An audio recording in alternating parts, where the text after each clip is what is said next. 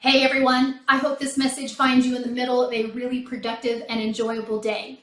So over the weekend, I had an opportunity to revisit some coaching conversations that I had with clients last week, and a question that seemed to come up pretty consistently was this: how do I improve my relationship with colleagues that I find it really difficult and uncomfortable to work with?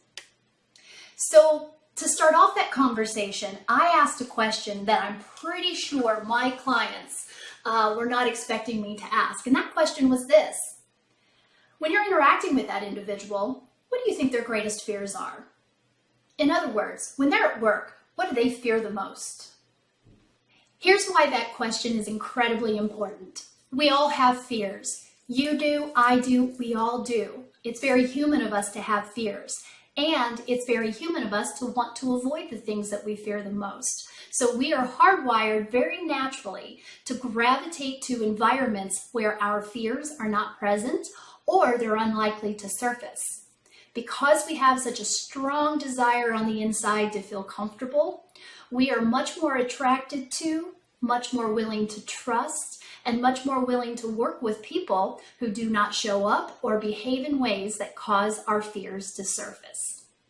So last week, my clients and I worked on what I call mounting a preemptive strike, which is simply anticipating what you think your colleagues' fears might be, and then carefully crafting upcoming interactions with them to ensure that you don't show up and do anything on your end that could possibly elicit their fears, but rather intentionally do things on your end to make sure that you keep those fears at bay. Let me give you an example. I have a client who has a colleague in another department with whom he's co-working on a really important project.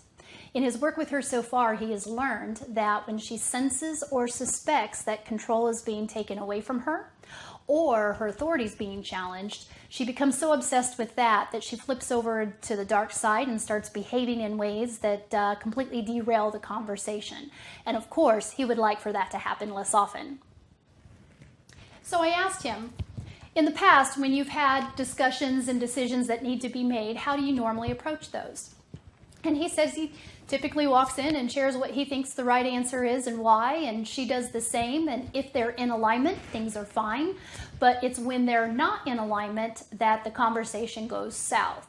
So based on that, I suggested he do only two things differently in his next conversation with her. And the next conversation was going to be a really important decision that needed to be made in order to move this project forward. So in that conversation, I suggest that he, at the beginning, simply say to her, I, of course, have some ideas on how we can move forward with this particular decision, and I suspect you have some really good ideas as well. Would you like to start with yours? And then, when she shares her ideas, I encouraged him to look for opportunities to agree with what she's sharing, if it's in alignment with what he believes, and build off of what she's sharing. Because that's a really subtle way to send the message that I'm listening and what you have to share is important to me. And when we approach it that way, we are in no way suggesting that we're trying to take control away from her or challenge her authority. Then the second thing I encouraged him to do, that when it came time for him to share his ideas, instead of saying, here's what I think we should do and why, say something like, oh, well, I had conversation with accounting and I got that information from IT that we wanted, and based on that information, I think there's some other things that we need to discuss and factor into our conversation.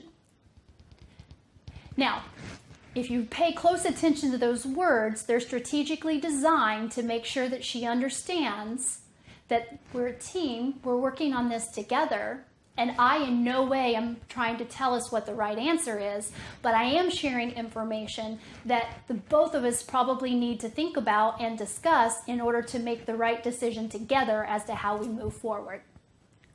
So those are the two things that I suggested he do a little bit differently. And I'm excited to report that at the end of the week, he called and he said the conversation went beautifully. They had really healthy dialogue, and they were even able to disagree because her fears weren't being triggered.